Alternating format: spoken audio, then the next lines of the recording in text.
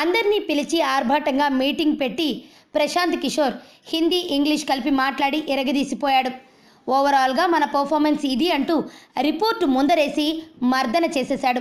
పనిలో పనిగా కొందరి మీద కామెంట్లు కూడా చేశాడు. అవే ఇప్పుడు టాక్ ఆఫ్ ది పాలిటిక్స్ అవుతున్నాయి.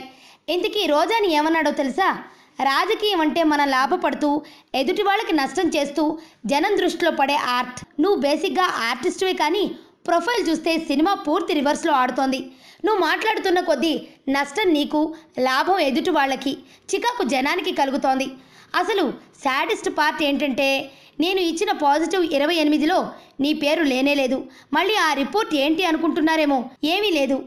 గెలుపు అవకాశాలున్నాయని పీకే తయారు చేసిన రిపోర్ట్ అది.